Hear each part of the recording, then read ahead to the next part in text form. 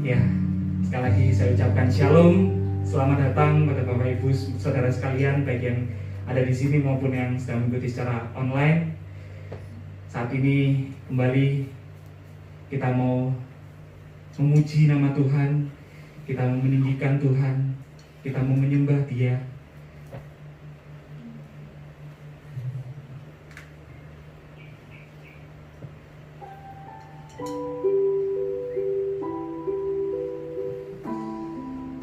Karena Dia begitu baik, Bapak Ibu. Dia sungguh luar biasa. Kau Tuhan yang selamatkanku. Terima kasih Yesus. Terima kasih Yesus. Kau Tuhan yang pulihkanku. Terima kasih. Kau Tuhan yang menyembuhkan kami. Kau Tuhan yang sembuhkanku. Terima kasih. Terima kasih Yesus.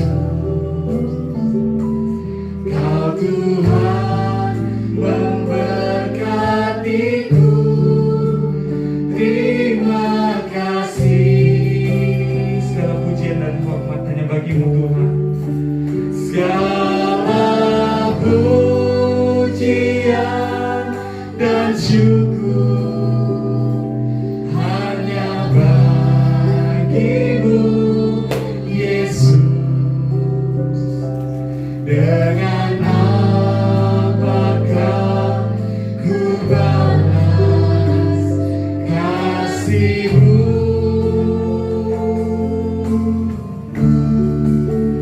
Segala hormat kemuliaan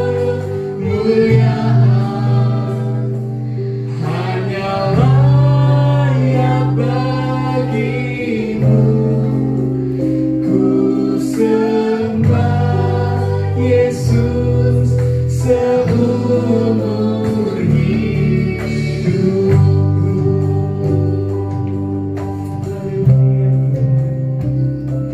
Kami bersyukur.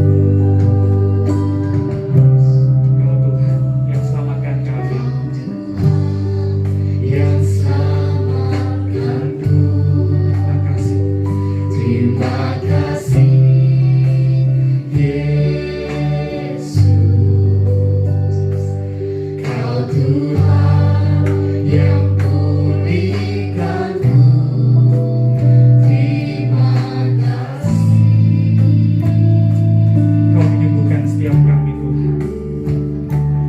Kau Tuhan yang sembuhkanku.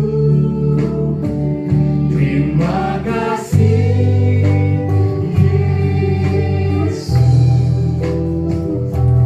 Kau Tuhan memberkatiku. Terima kasih. Segala pujian dan syukur kami hanya bagi-Mu. Segala pujian dan syukur hanya bagi-Mu, Yesus. Dengan apakah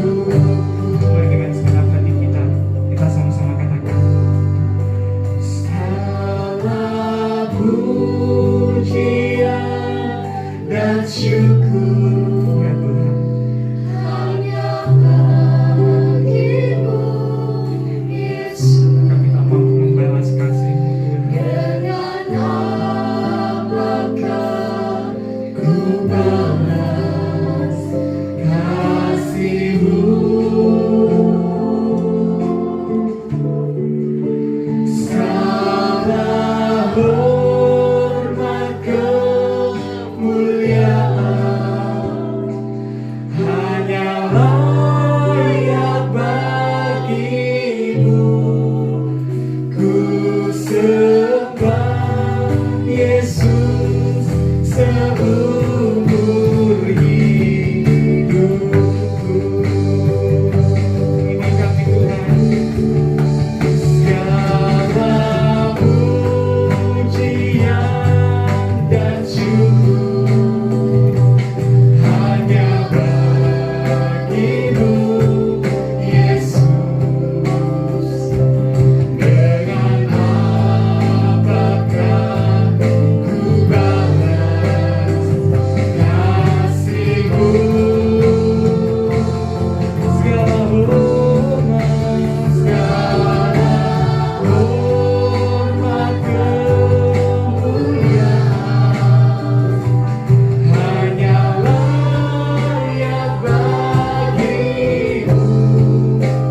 Ku sembah Yesus seumur hidupku.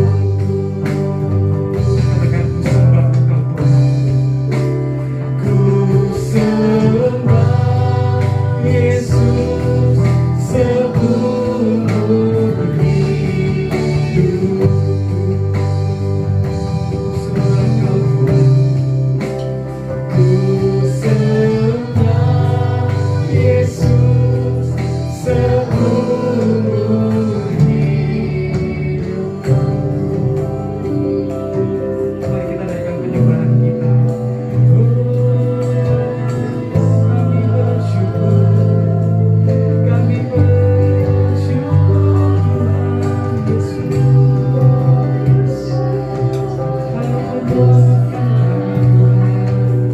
Kami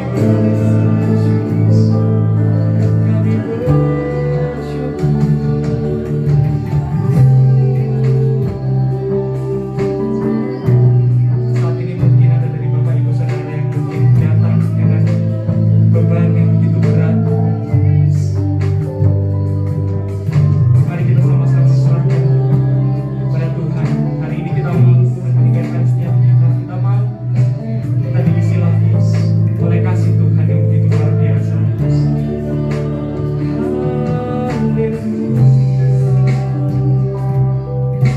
Terima kasih Tuhan. Kami bersyukur. Haleluya. Terima kasih Tuhan. Terima kasih. Kami bersyukur. Kami memuji-Mu.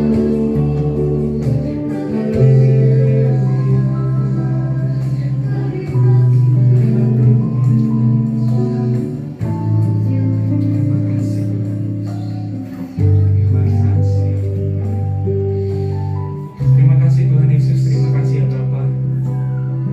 Pagi ini Tuhan, kami bersyukur karena Engkau Tuhan menyelamatkan kami. Kami bersyukur karena Engkau memulihkan kami Tuhan.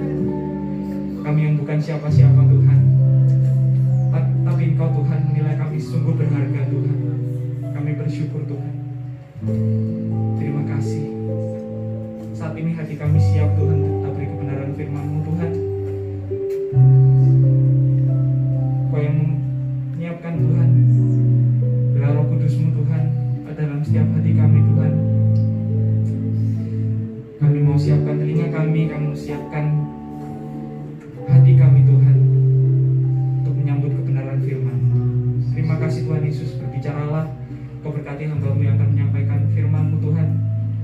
Sehingga sepulang dari tempat ini Tuhan, sepulang dari ibadah ini Tuhan, kami boleh kekuatan yang baru Tuhan Yesus. Terima kasih Tuhan.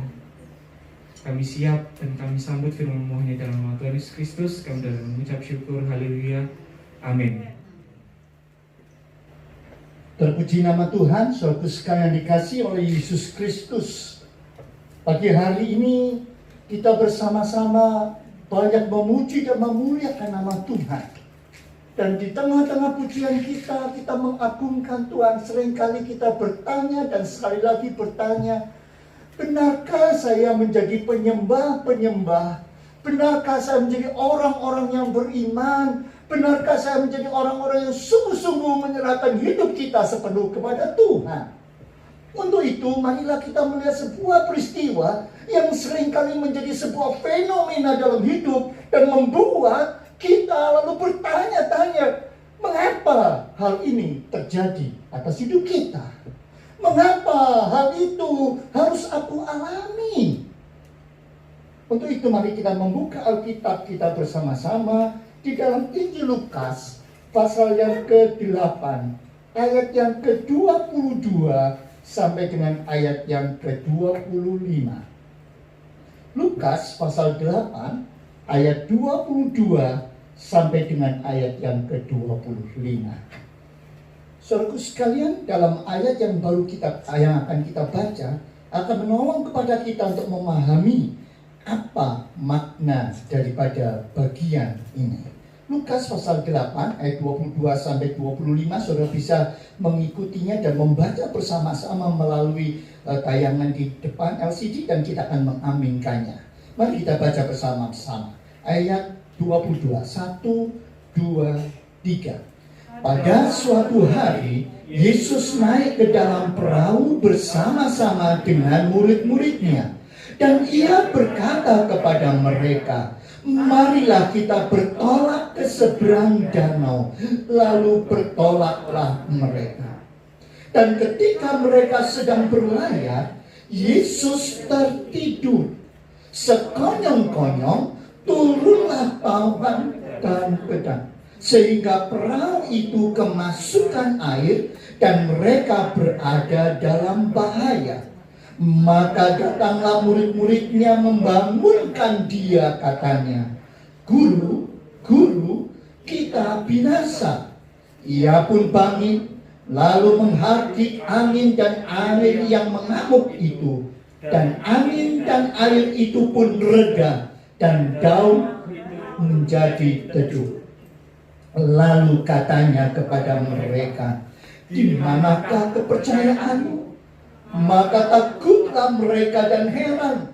Lalu berkata seorang kepada yang lain, siapakah gerangan orang ini sehingga ia memberi perintah kepada angin dan air dan mereka taat kepadanya? Amin. Terpujilah Tuhan. Berbahagia setiap saudara yang membaca, merenungkan dan menghayati serta menterapkannya dalam hidupnya. Yang paling penting, bagaimana ketika kita memahami kebenaran firman Tuhan dan menerapkan dalam hidup kita. Langsung membaca kisah ini, kisah yang tidak asing. Sebuah kisah yang sangat luar biasa dan intinya adalah berbicara soal badai. Apa yang terjadi dengan bagian ini? Badai. Saudaraku sekalian, dalam hidup ini seringkali badai itu dilihat dan disikapi serta dihayati sebagai sesuatu yang sangat mengancam kehidupan. Karena seringkali badai itu dipahami sebagai sesuatu yang sangat dahsyat. Sebuah kejadian alam yang sangat luar biasa. Sesuatu yang memberi kekuatan yang besar. Sesuatu yang seringkali manusia merasa tidak mampu menanggulanginya dengan kekuatan manusia biasa. Itu badai. Itu sebabnya seringkali kalau bicara soal badai, badai itu dianggap sebagai sesuatu yang menghancurkan. Sesuatu yang memporak-porandakan. Itu yang paling ditakuti oleh manusia. Jarang ada orang melihat ketika ada badai dilihatnya sebagai sesuatu yang positif. Wah, ini membangun, ini disukai, ini sangat menambah sukacita dan ketentraman dalam hidup. Makanya ketika badai datang lalu dia bersukacita, haleluya, senang, puji Tuhan. Nggak pernah kan? Karena seringkali badai cuma dilihat dari satu sisi. Saudaraku sekalian, kalau saya memperhatikan kisah dalam bagian ini, bukankah kita juga ingat kisah yang serupa yang pernah terjadi di dalam perjanjian lama? Siapa kisahnya? Kisah dari Yunus. Yunus pun menghadapi hal yang sama. Sama-sama naik perahu, sama-sama ada di dalam perahu, dan badai datang. Dan istimewanya, sama-sama Tuhan Yesus tertidur, Yunus juga tertidur. Apa bedanya dari dua kisah yang terjadi ini? Kalau saya perhatikan, ternyata ada hal yang penting yang harus saudara perhatikan dan merupakan suatu perbedaan yang sangat jelas, sangat nyata dalam bagian ini. Nah, saudaraku sekalian, kalau saudara perhatikan dengan baik, ternyata kedua kisah ini merupakan sebuah kisah yang sangat-sangat memprihatinkan kalau kita tidak mendalaminya. Mengapa? Karena kalau kita anggap bahwa itu hal yang sama dan itu merupakan sesuatu yang persis sama, maka saudara akan bertanya, loh, kalau begitu sama dong antara Yesus dengan Yunus. Padahal kalau saudara perhatikan dengan baik, sebetulnya kisahnya sangat berbeda. Yunus adalah orang yang jelas kita tahu dia disuruh pergi ke barat, dia pergi ke timur. Dia disuruh pergi ke darat, dia pergi ke laut. Dia disuruh khotbah, kerjaannya tidur. Dia adalah tipe yang menunjukkan bagaimana seseorang itu melawan dan tidak mau patuh kepada kehendak Tuhan. Terang-terangan dia tidak mau patuh. Selalu bertentangan 180 derajat daripada apa yang Tuhan mau.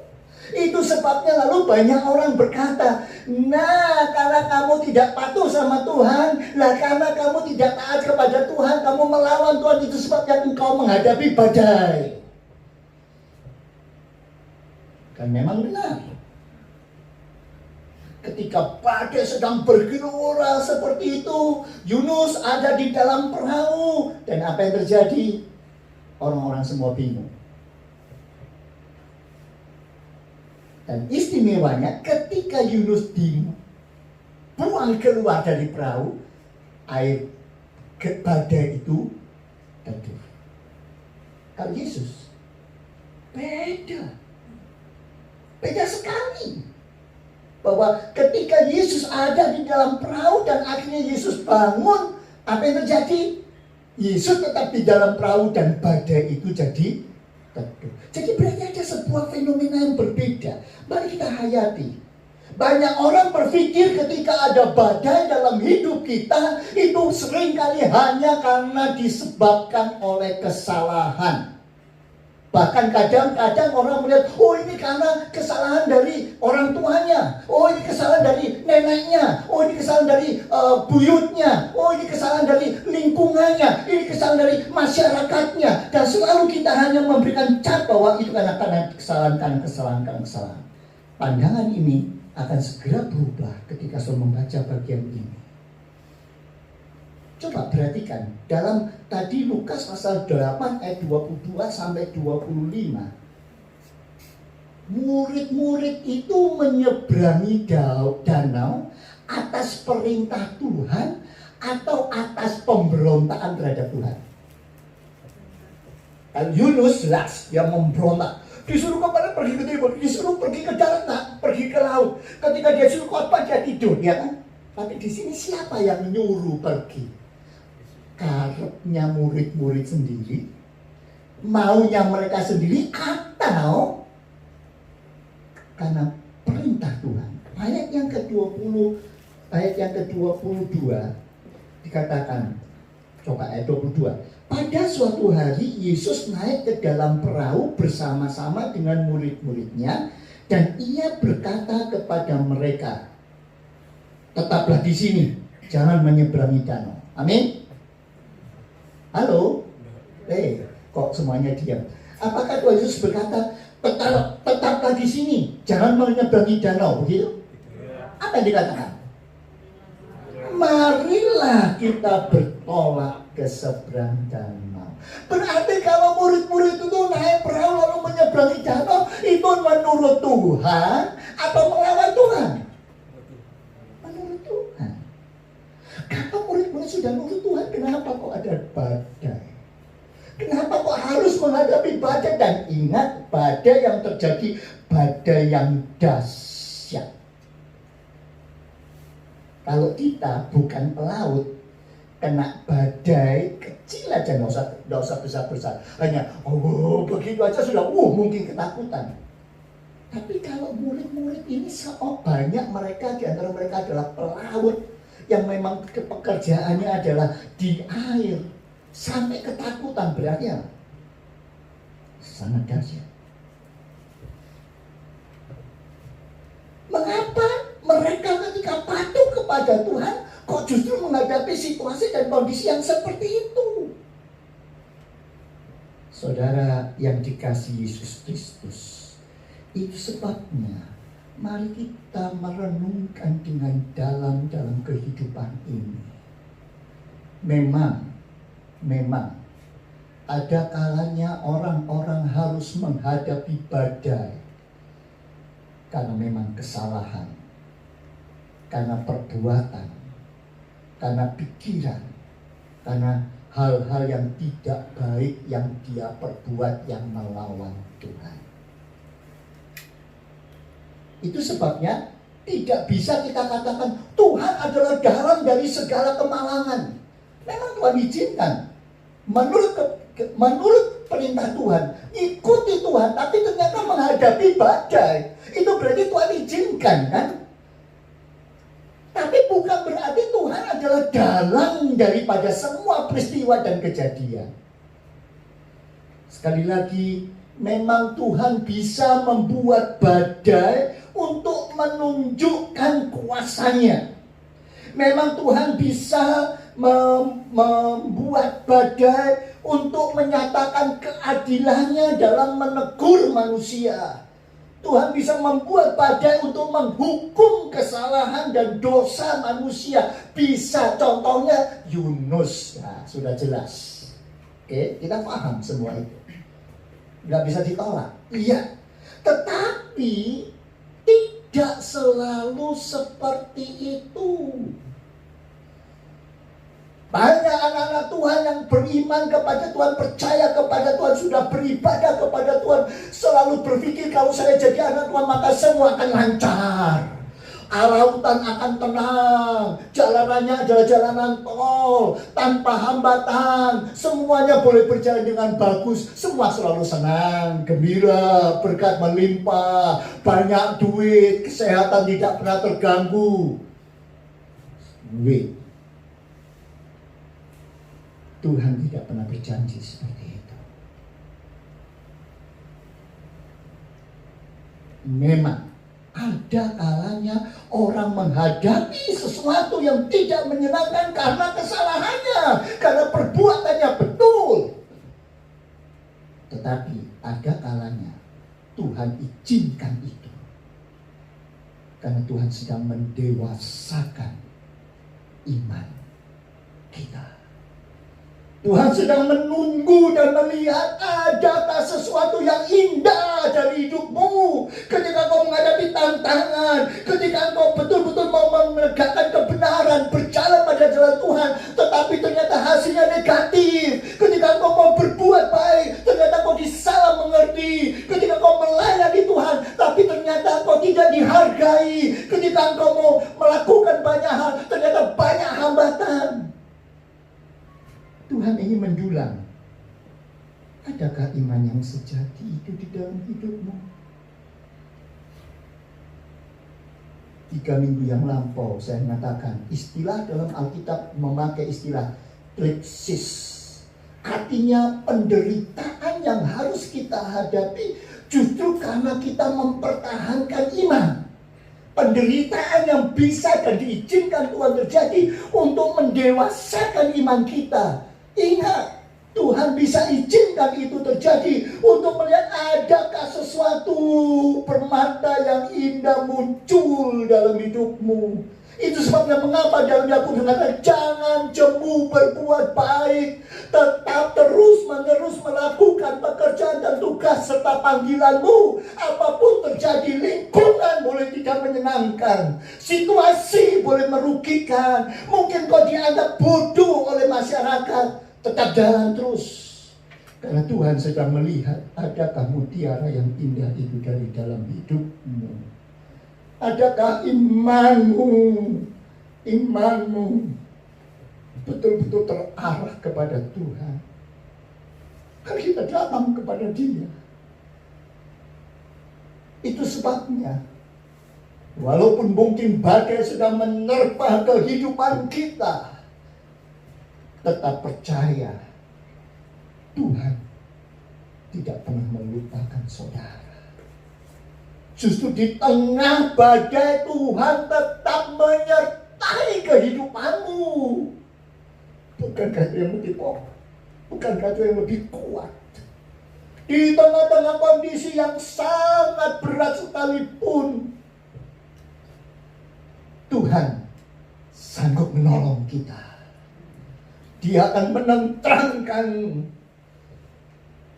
Sekali lagi, Tuhan bukan sebagai dalang, tapi Dia sedang mendulang iman kita, sedang mengeluarkan permata yang indah dari dalam kehidupan kita. Dia sedang mendewasakan iman kita melalui badai yang menggelora, sehingga bisa menemukan sesuatu yang sangat berharga, yaitu kedewasaan iman kita. Jangan takut menghadapi tantangan. Jangan takut engkau disalah mengerti. Jangan takut engkau merasa ditekan. Jangan takut engkau merasa seperti tidak ada gunanya lagi dalam melayani, seolah-olah kau semuanya tidak pernah dihargai. Tuhan sedang melihat adakah mutiara yang indah itu ada dalam hidup saudara. Tetaplah teguh, berpeganglah atas imanmu. Ingat, di tengah-tengah badai, di sana juga Tuhan tetap tidak pernah meninggalkan saudara. Amin saudara. Dia tetap menyertai engkau. Bukannya Dia menyertai engkau, tapi Dia mau menunjukkan ada beda antara tidurnya Yunus dengan tidurnya Yesus. Yunus tidur dalam penyerahan pasrah. Wis terserah Tuhan, aku tidak mampu lagi. Tetapi tidurnya Yesus merupakan sebuah ketentraman. Di tengah-tengah badai yang paling berat, aku bisa tetap memberikan ketenangan, damai sejahtera. Engkau di tengah-tengah situasi kok bisa tetap tidur dengan nyenyak. Ada orang yang susah, stres, gelisah bisa tidur. Seringkali gelisah, gak bisa apa-apa. Tetapi kalau dia berserah sama Tuhan, dia tahu bahwa ini ada jalan Tuhan untuk mendulang iman, dan saudara tetap berpegang terus, teguh berjalan pada jalan itu. Percayalah, saudara bisa tidur dengan nyenyak karena saudara tahu Tuhan menyertai hidupmu. Bukankah itu sesuatu yang lebih daripada yang biasa? Kalau orang lain tidak bisa tidur dalam badai, saudara tetap bisa tidur di tengah badai, karena Tuhan yang memberikan kekuatan, dan saudara tetap bersandar berharap kepada Dia. Amin. Mari kita kata, Tuhan, jagai aku. Jangan sampai aku jatuh hanya karena badai. Jangan sampai aku merasa menolak Tuhan karena badai, tapi aku mau terus berjalan pada jalan Tuhan. Kekuatan dalam hidup kita hanya ku dapat di dalam Yesus. Itulah iman kepercayaan kita. Kita bisa mendapatkan ketentraman yang terbaik dalam hidup kita walaupun situasi sangat terburuk. Mari kita bersyukur kepadanya sekalipun badai mungkin belum berlalu. Bisakah saudara tetap berkata, Tuhan, aku mau tetap bersyukur. Rencanamu indah, rencanamu baik. Aku berterima kasih kepadamu. Terima kasih Tuhan.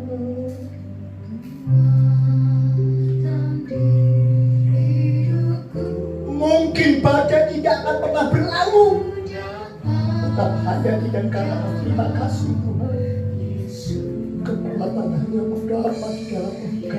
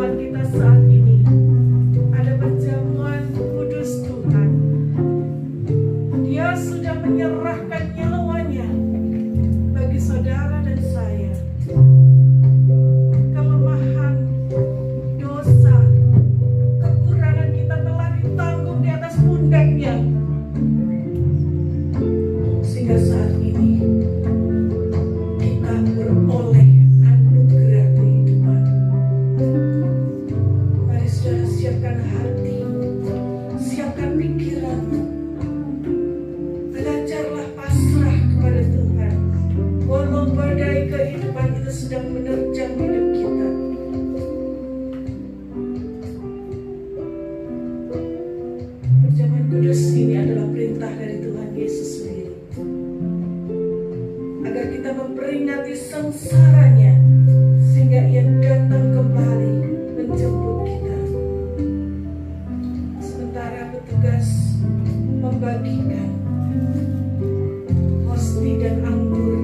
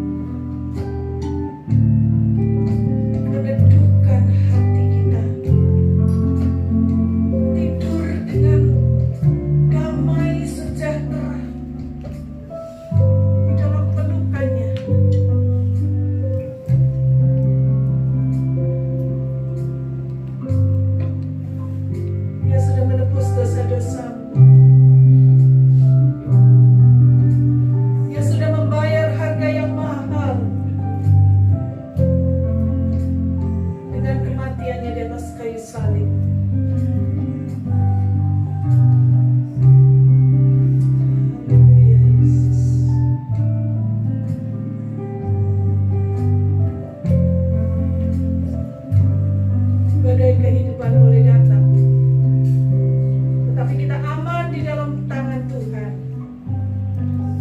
Hidup kita bisa berakhir sewaktu-waktu, tetapi hidup yang kekal bersama dengan Tuhan itu sudah menjadi jaminan buat kita. Ketika kita mau meletakkan hidup kita di dalam tangan yang penuh kuasa itu, yakin dan percaya Dia memegang tanganmu dan tanganku.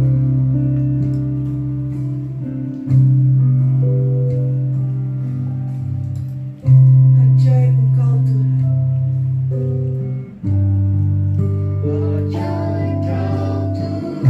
Yang sudah mendapatkan hosti dan anggota sedang kami terdiri. Hingga keadaanku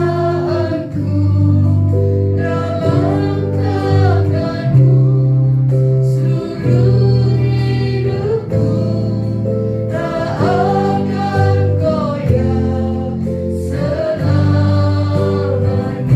Tak akan goyah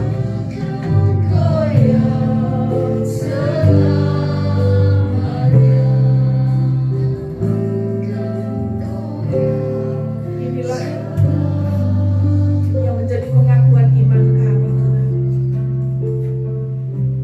Mari saudara yang kekasih, kita angkat hosti di tangan kanan kita.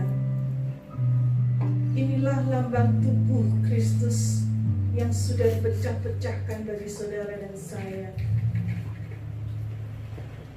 Dan bila saudara menyetujui pertanyaan berikut ini, aminkan dengan penuh keyakinan. Sebab yang saya ajarkan kepadamu, itu saya terima dari Tuhan sendiri. Bahwa pada malam itu ketika Yesus Tuhan kita dikhianati, Ia mengambil roti, dan setelah Ia mengucap syukur kepada Allah atas roti itu, Ia membelah-belahkan roti itu dengan tangannya lalu berkata, inilah tubuhku yang diserahkan bagi kamu. Lakukan ini untuk mengenang aku. Bukankah roti yang kita pecah-pecahkan ini adalah persekutuan dengan tubuh Kristus? Amin. Mari kita memakan dengan iman dalam nama Yesus.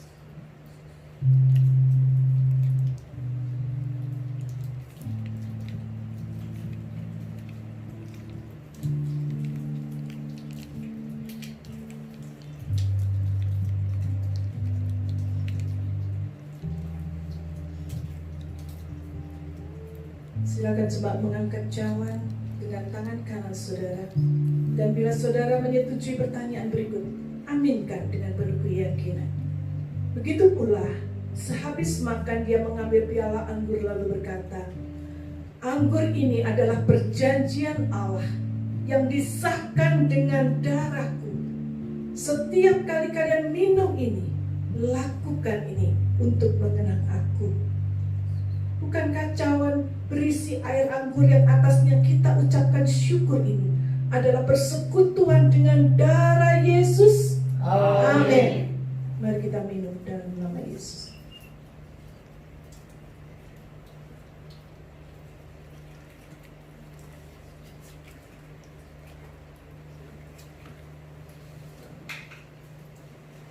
Mari saudara kita angkat tangan kita di hadapan Tuhan. Terima kasih Tuhan untuk kasih dan pengorbanan-Mu yang boleh kami rasakan, yang menjadi anugerah dalam hidup kami. Tanpa pengorbanan Kristus, kami sudah tidak ada lagi seperti hari ini. Tuhan, ingatkan kami senantiasa bahwa ketika badai itu datang, kami akan terus bersandar kepadamu. Kami tidak akan goyah karena kekuatan kami hanya ada dalam Engkau. Terima kasih untuk firman-Mu. Terima kasih untuk persekutuan yang indah pada hari ini. Mari saudara, tadahkan hatimu dan tanganmu. Kiranya berkat dari Allah Bapa turun ke atas kita semua. Perkenanan dari Bapa Surgawi, kasih dan pengampunan dari Tuhan Yesus,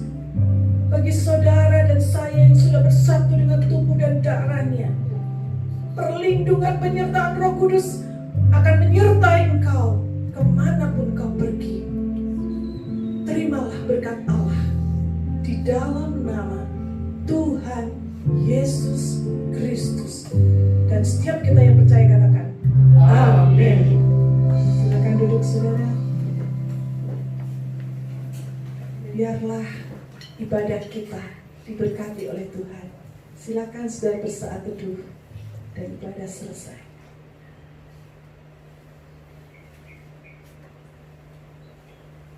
Amin. Selamat hari Minggu, Tuhan memberkati kita semua.